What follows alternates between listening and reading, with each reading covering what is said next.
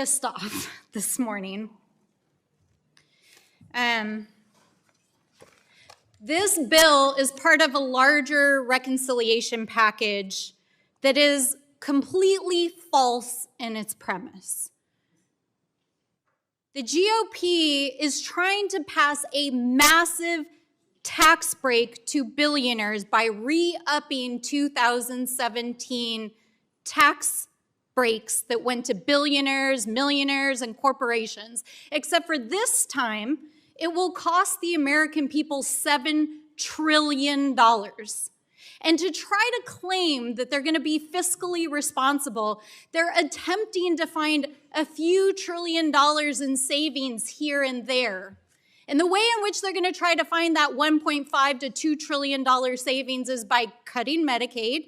They're saying they're not going to, but they already passed a resolution twice that would cut Medicaid by $880 billion in the Energy and Commerce Committee. They want to cut food assistance and SNAP. And they want to open our public lands to massive amounts of drilling, mining, and mandatory logging. And the committee print that is here today is that piece of the reconciliation bill. But it's entirely BS. You're going to hear for hours today about how this is about balancing the budget, because let's do some basic math here. The tax breaks are going to cost $7 trillion, and they're only proposing about $1.5 trillion in offsets. Well, that doesn't add up. And that's why this reconciliation package is actually going to cost $4 to $5 trillion just this year in debt spending. It's going to blow a hole through the deficit of $37 trillion over the next 30 years. So don't buy the BS you're going to hear today that this is about balancing the budget, because that is a lie. It's not true. And do not buy the BS that you're going to hear today that says that this is not about policy, because that is exactly what this reconciliation package is here in this committee today. That is exactly what they're trying to do. Because inside this bill, which dropped on Friday, I have to say, I got this at 6 a.m. I was actually on the West Coast, and I read it, and I was shocked. Has mandatory oil and gas drilling and lease sales on public lands and offshore, mandatory logging requirements. It gives away public lands, not to the highest bidder, but the lowest bidder. It has mandatory requirements that would do away with public review. That means that you couldn't participate in public planning. It means you couldn't participate in the process that was put in place 50 years ago for Americans to have their voices heard, so we didn't do destructive things on public lands and tribal lands. And it takes away your rights in the courts to actually contest what might happen as a result of opening public and sensitive lands to drilling, mining, and mandatory logging. That is actually what this bill is all about. And sure, it'll generate a few $1 billion, but also don't buy the BS that this is about unleashing American energy, because you know what's happening right now in the oil and gas markets? They're tanking, and they're tanking because of Donald Trump's tariffs. And you know who's stepping in? OPEC.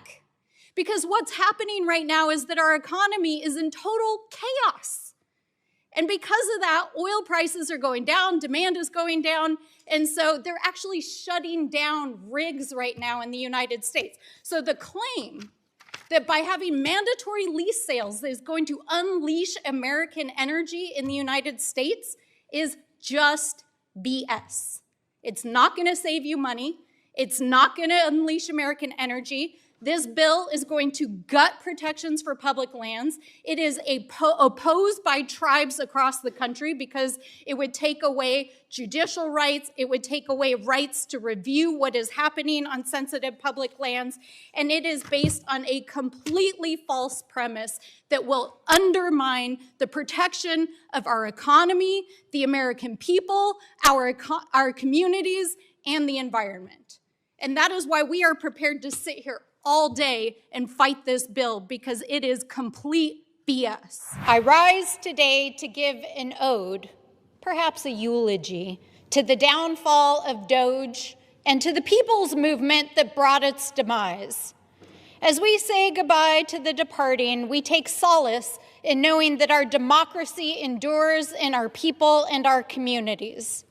As a centralized department of government efficiency, as imagined in the insane mind of Elon Musk and empowered by those around him, which wreaked havoc on the vital programs that sustain our communities, appears to no longer exist.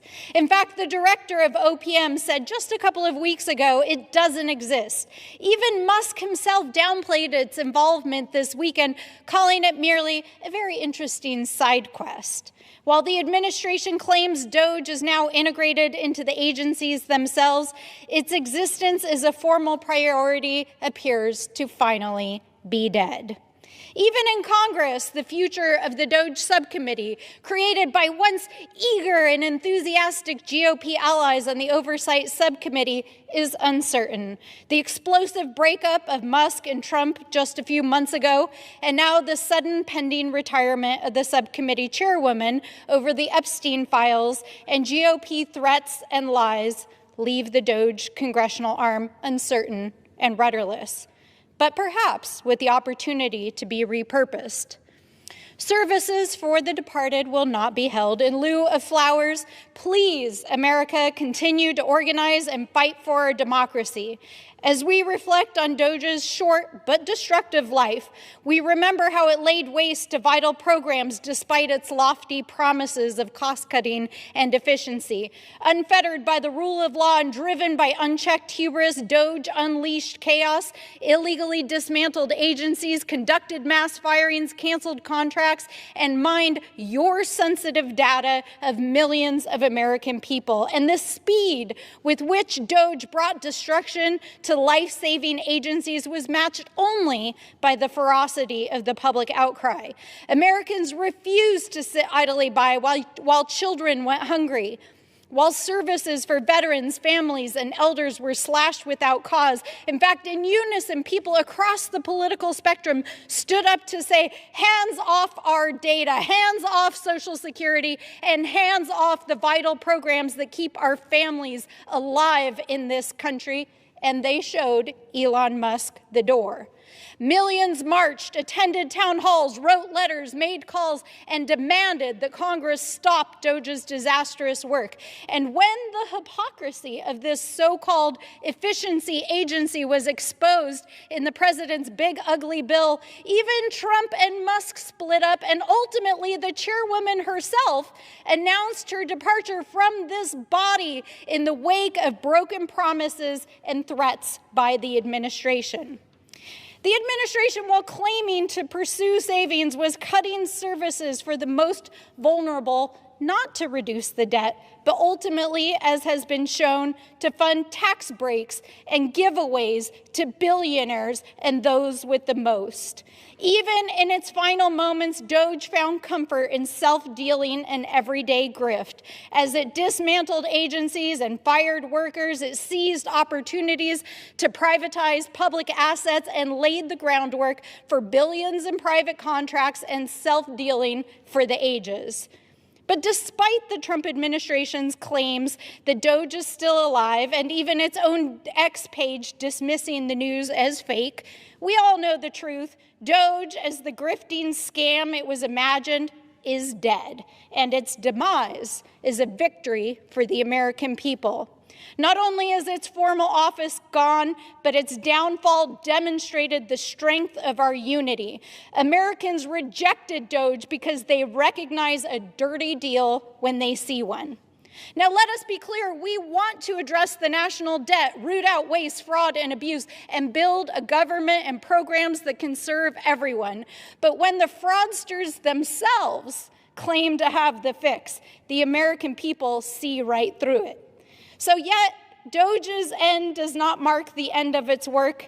We know that the time to organize is now, that we must stay focused and resist the barrage of distractions designed to sap our resolve, that we must continue to mobilize like our democracy depends on it, because it does, and we must continue to do this work every single day.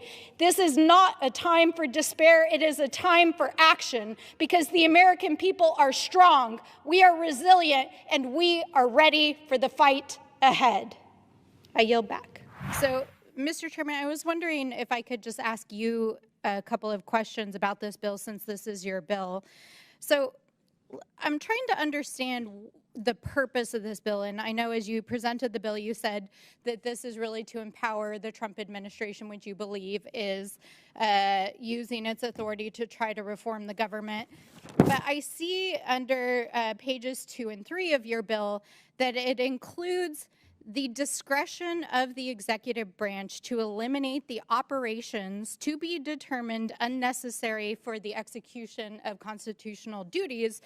So this means essentially, if I'm understanding it, Mr. Chairman, that if Donald Trump or Elon Musk decided that an agency and its operations was unnecessary, under your bill, they could just eliminate it. Is that correct?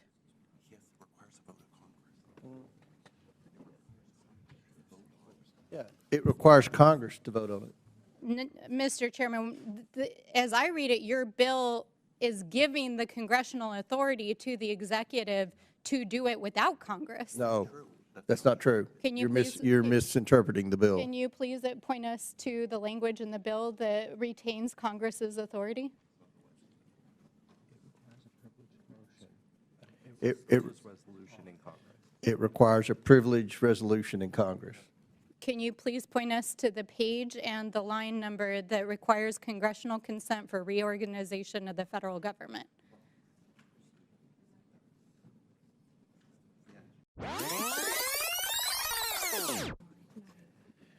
In sections 908 and 909 of Title V.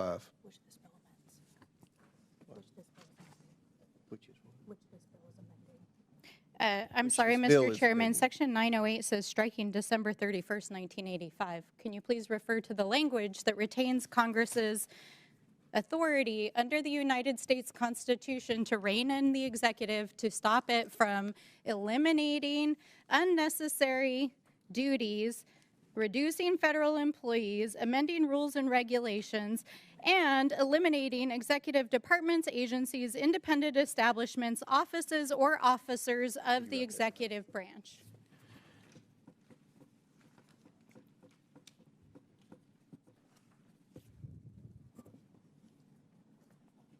If my colleague would yield. Just let me answer that question. This bill amends Title V, Section 908 and 909.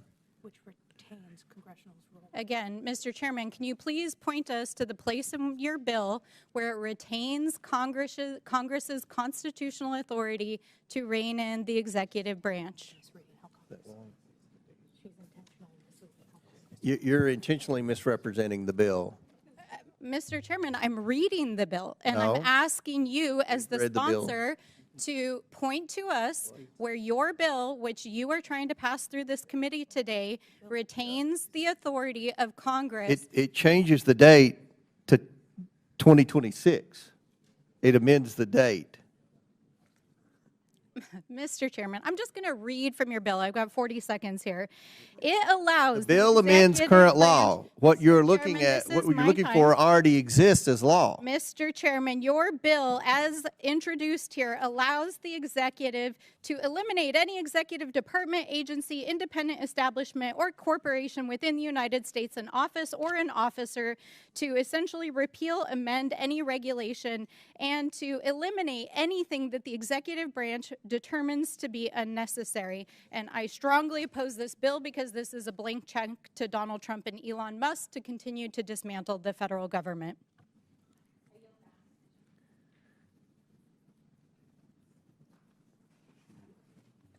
Hold on.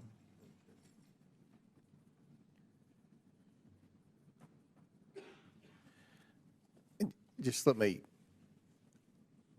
say for the final time, the bill amends current law to extend an authority where the president submits to Congress a reorganization plan. So this should be something that we all support. Now, does any other member seek recognition? Mr. Chairman, our amendments in order now. Mr. Chairman, Mr. Chairman. I don't even know where it came from. Oh, Ms. Mace, Chair recognizes Ms. Mace. Yes, sir. I was just going to emphasize what you were saying earlier, that this bill amends it to renew and extend it through December of 2026. I would appreciate it if members on the other side of the aisle spoke the truth, actually read the bill, understood what it did after reading it.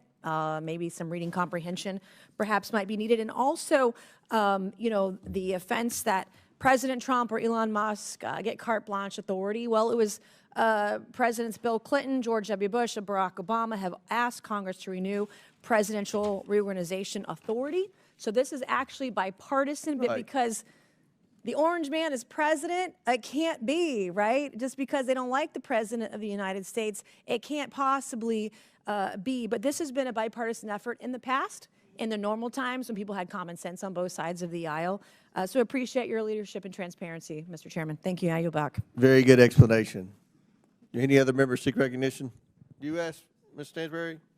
Yes, thank you, Mr. Chairman. I wonder if I might ask the sponsor of the amendment a few questions and engage in a friendly conversation about the background on the amendment. So, Mr. Chairman, Representative Brown, can you tell us a little bit more about why you believe it's necessary to include a list and description of the data that's being accessed by the administration? In response to the American people and to what we've been hearing in the news, DOGE has been accessing private information, and we don't know to what degree or what length. And when we attempted to subpoena Mr. Musk to clarify the work that they've been doing in this newly created department, we were rejected by our Republican colleagues. I would imagine if they were proud of the work that they were doing, they would allow Mr. Musk to come before this committee to clarify the work that he's doing. So I'm just asking for clarification on behalf of the American people. Thank you, Mr. Chairman and Representative Brown. And to my knowledge, I don't believe that Mr. Musk or any member of the administration has actually been in front of this committee to even hear this bill. Is that your understanding, Representative Brown? That is my understanding. And yet here we are in a process to pass it without any clarification about why this authority is needed, why these expanded definitions are needed, why they want to have this put into statute, as there are literally over 160 lawsuits in the federal court system that are challenging the legality of what they're doing, including hacking private data of American citizens. And that's exactly what your amendment is about, identifying and protecting. And Representative Brown, as I understand it, just a couple of days ago, in fact, the courts found that the accessing of Social Security data by Elon Musk and DOGE was illegal and unfounded. And we know that millions of Americans out there are frightened right now that their Social Security payments are going to be shut down by Elon Musk. Is that correct? You can tell from our town halls that is absolutely correct. Well, it'd be probably useful for our friends across the aisle to actually hold their town halls, because then they would hear from their own constituents about the millions of Americans that are upset about this. But in addition to that, there's been numerous other court orders around data, including one of the very first and highly identified breaches of federal data privacy and security, which was when Elon Musk sent his hackers into the Treasury Department to hack our Treasury payment systems, which, by the way, is not only a violation of privacy, but a violation of the law. But because the U.S. Department of Justice is not pursuing federal cases against administration officials who are breaking the law, the states and nonprofits and individuals are having to go to the courts in order to enforce these laws.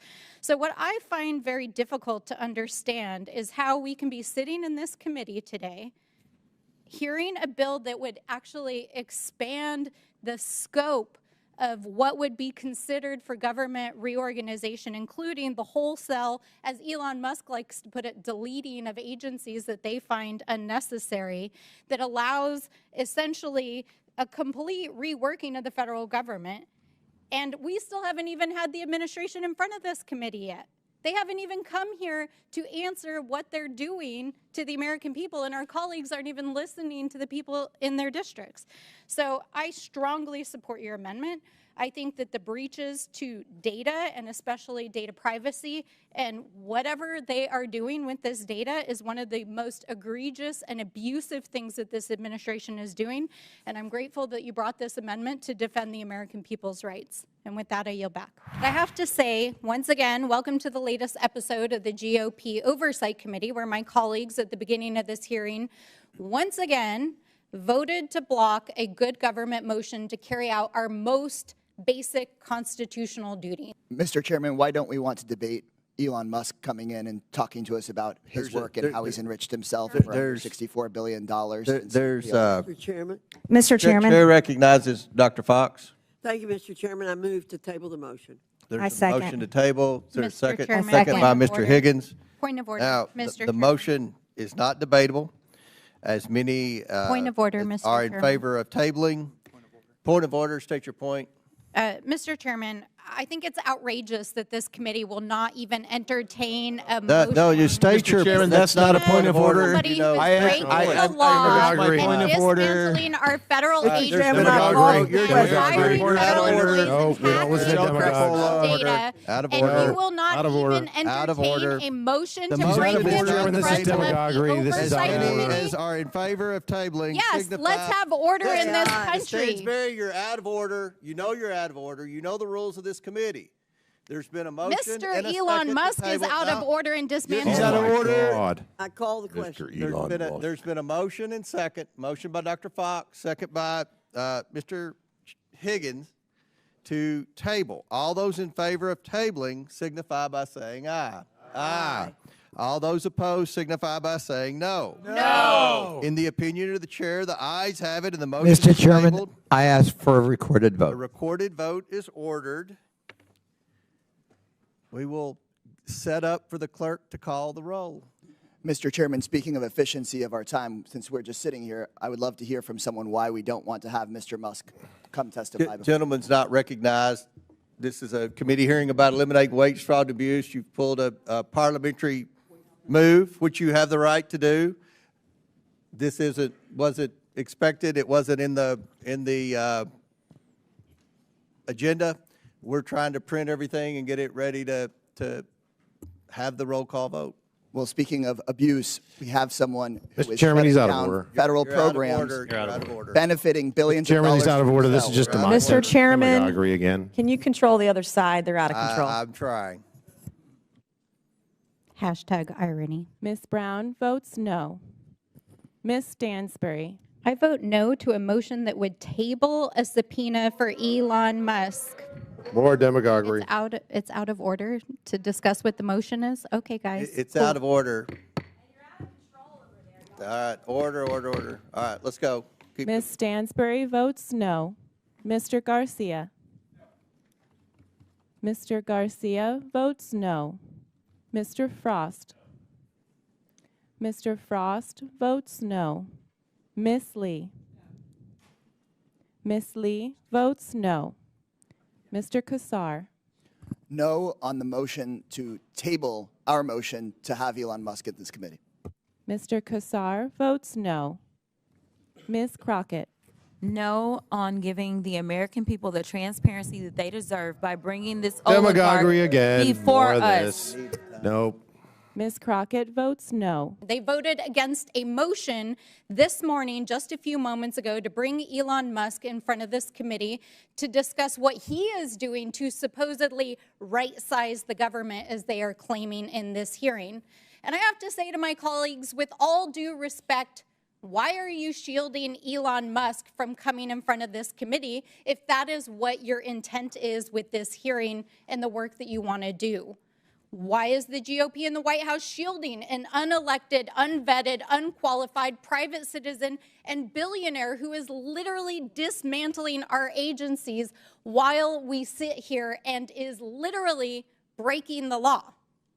Maybe it's because while we're sitting here, he and his team are working across town here in Washington, D.C., entering federal agencies and federal buildings, hacking their data systems, firing federal employees, intimidating them, trying to force them to leave, shutting down vital programs, closing the Department of Education, the CIA, the DOJ, and threatening our domestic and international security, and downloading the private and sensitive data of Americans at the Department of Treasury.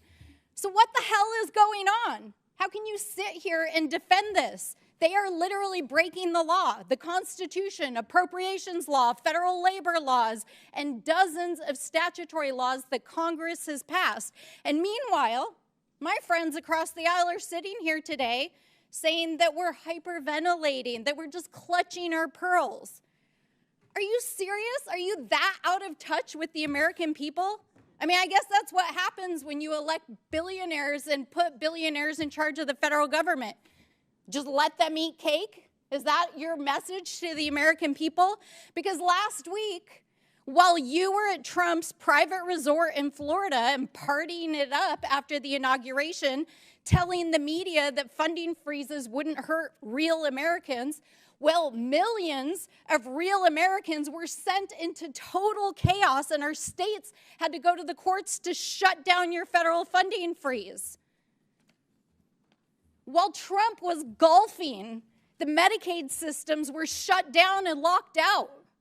Hospitals and clinics were wondering if they were going to be able to keep their doors open. Food assistance and homeless programs across New Mexico were shut out of their grant programs that keep families literally fed and off the streets.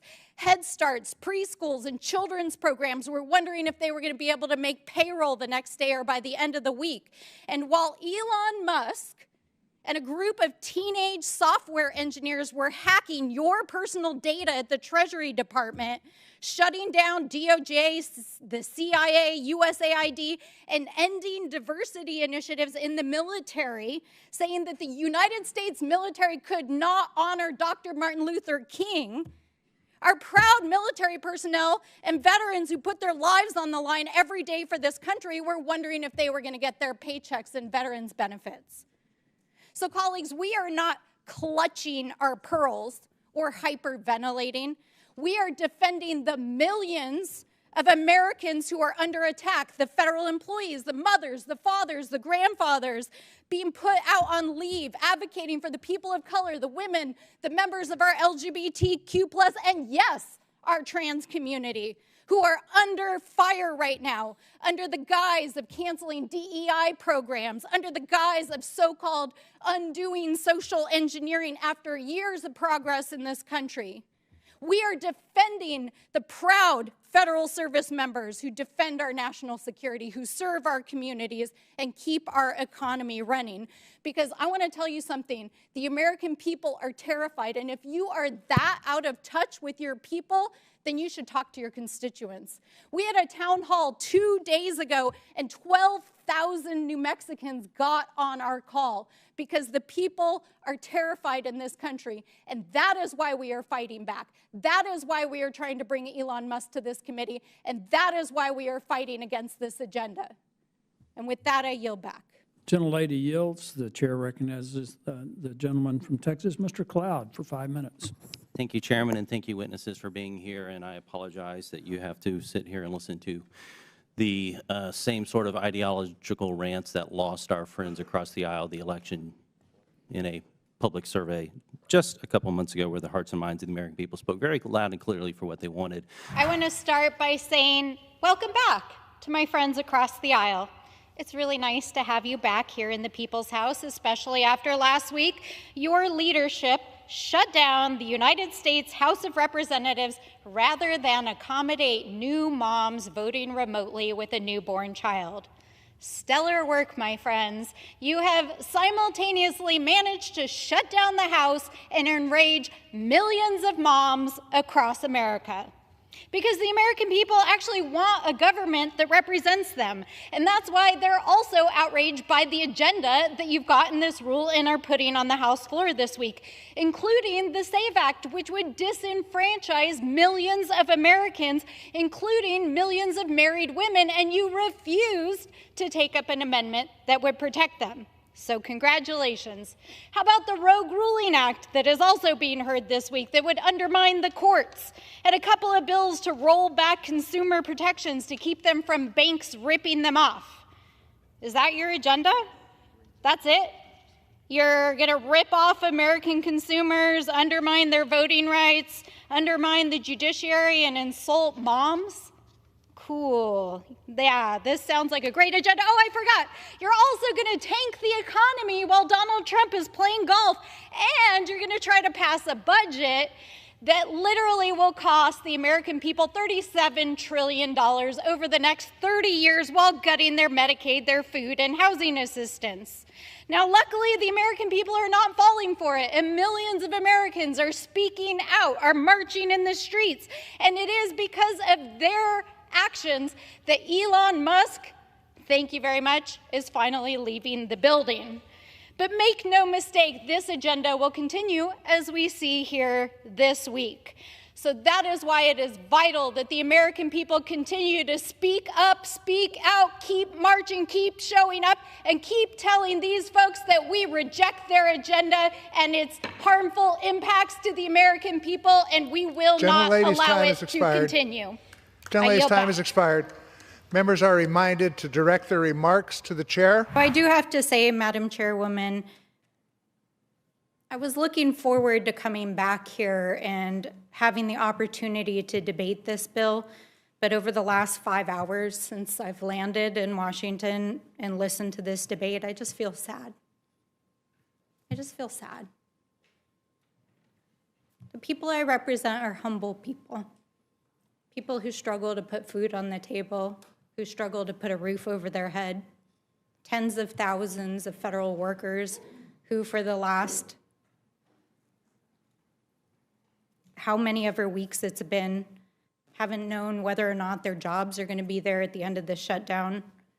People who literally didn't know how they were going to feed their children this weekend. They literally didn't know how they were going to feed their children this weekend. And so I find it heartbreaking, to be honest, to come here and sit in this committee.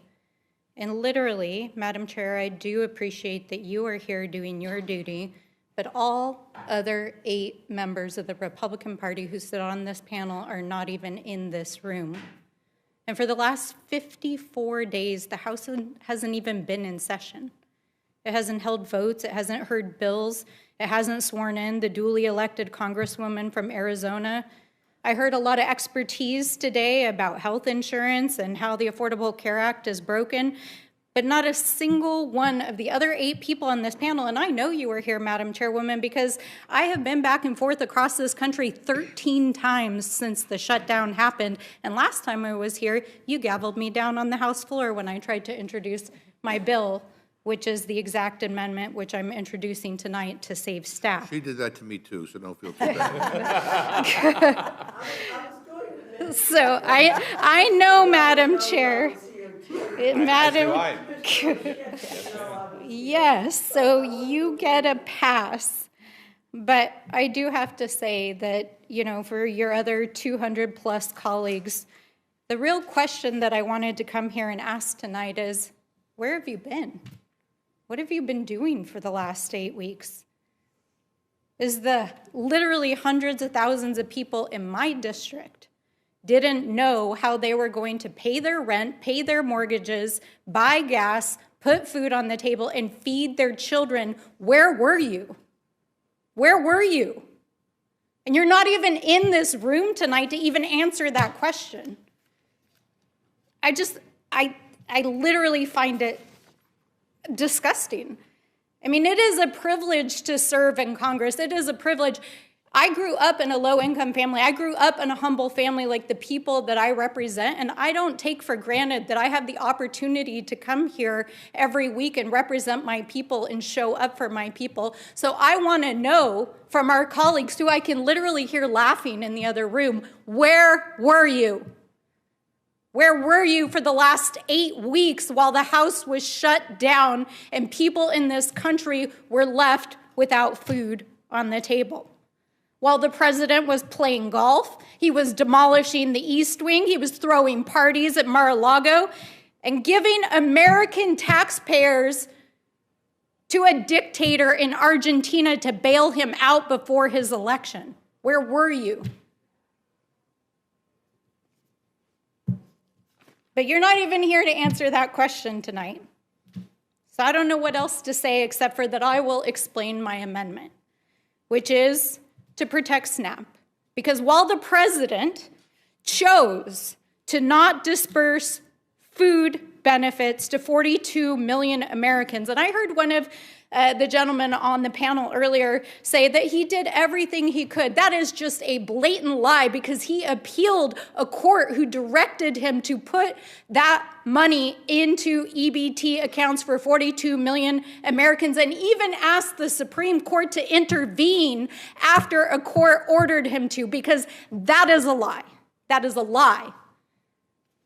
So the amendment that I am introducing today would protect SNAP benefits. It would make sure that no president, whether it's Donald Trump or any other president, could ever withhold SNAP benefits again during a shutdown. It would make sure continuity in the program, and it would reimburse states like New Mexico, who took the unprecedented action of spending tens of millions of dollars to make sure that our children would not starve, because we showed up for our people.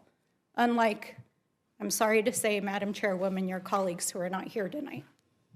I yield back.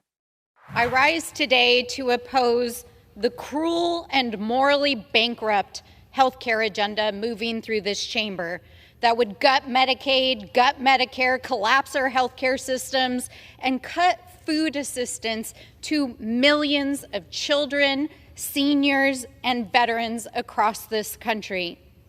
And you don't have to take my word for it, because Elon Musk himself called this a big, disgusting abomination. A bill that currently stands in the Senate, while here in the House, the GOP is trying to gut healthcare and mental health and addiction services through the budget.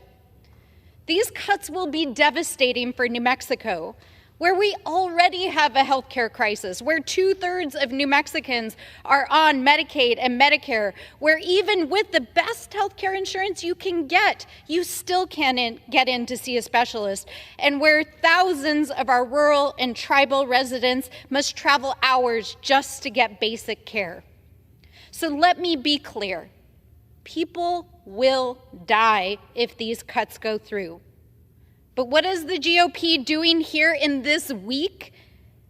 They're running a bill that is, at best, window dressing, hypocrisy, saying that they're supporting healthcare and addiction programs while they literally gut the programs that fund them. It's a complete lie. And like so much of what they do, these cuts are a scam, not just on the American people, but on themselves, because apparently they don't read their own bills. So let's be clear. Republicans are gutting healthcare and behavioral health programs. DOGE has cut thousands of employees at healthcare agencies, frozen funds for vital medical research, eliminated mental health and substance abuse programs. They've rescinded $1 billion in state and local behavioral health programs and cut 40 different mental health programs across the country. They are proposing to literally eliminate the vast majority of SAMHSA, which is the mental health program for this country, in the FY26 budget. And they just transmitted a rescission package to this chamber last night that would cut billions of dollars in public health assistance for starving children and people suffering from AIDS and preventable infectious diseases across the world. So I ask my colleagues, what is this country becoming, where we dismantle our own healthcare system and literally allow children to starve and die across the world? What has literally become of the GOP? And let me just say this is personal for me. This is personal in New Mexico.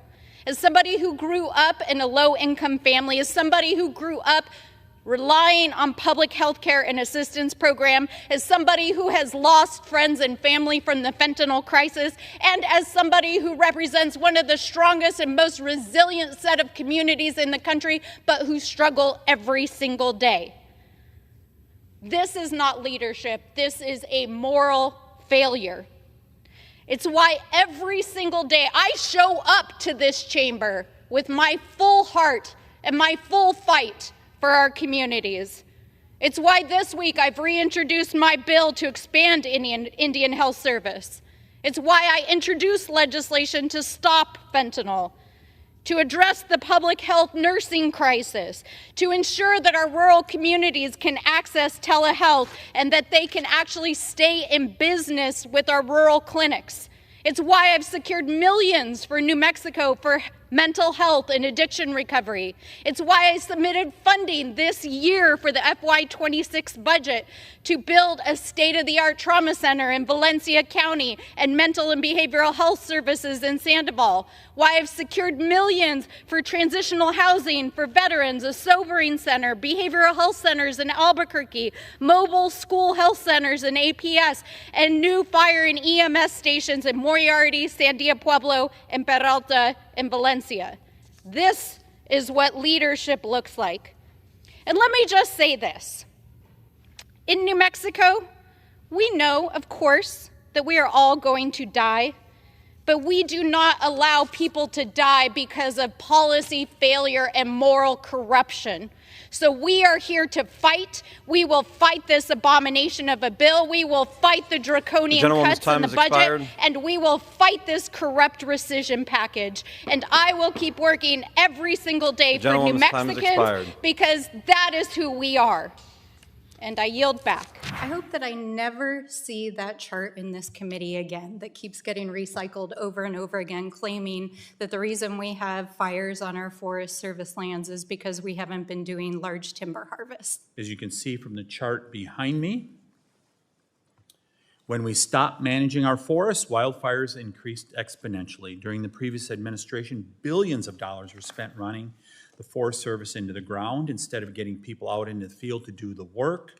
Millions of precious taxpayer dollars were wasted writing unnecessary reports on old growth or settling lawsuits with radical environmental NGOs. In fact, despite receiving $12 billion under the so-called Inflation Reduction Act and infrastructure bill, the Forest Service actually reduced the number of acres it planned to manage to address wildfire risks. There's been a lot of discussion, and I agree wholeheartedly with the chairman that our forests are in really bad shape. And we know that's for a number of reasons. It's due to fire suppression and a number of different things.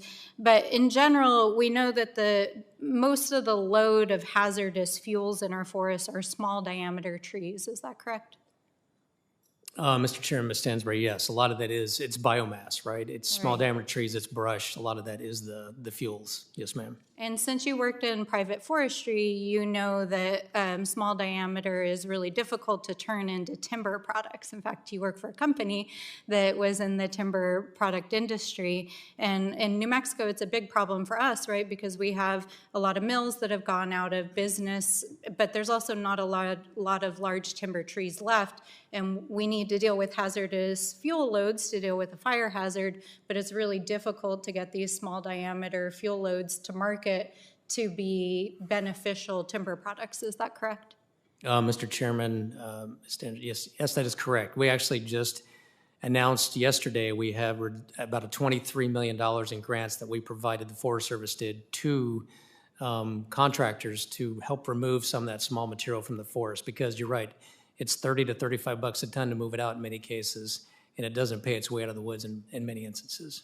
Thank you. Thank you so much, Chief. So, Mr. Chairman, Ms. Sten, just to clarify real quick, so when we do timber harvest, though, keep in mind, it removes not just saw logs. We remove non-saw material as well. I agree. Okay. But that's not what the chart is all about, that they keep recycling over and over again. Thank you for your expertise on that.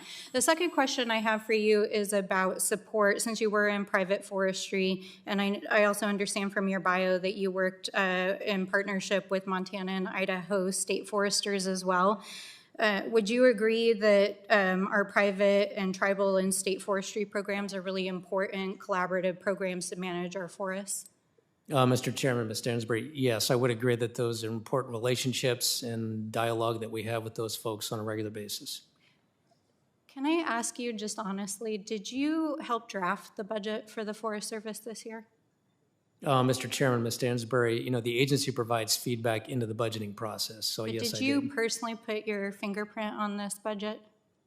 Mr. Chairman, Ms. Stansbury, and the way the process works is we are provided a draft, we provide feedback and comment to that.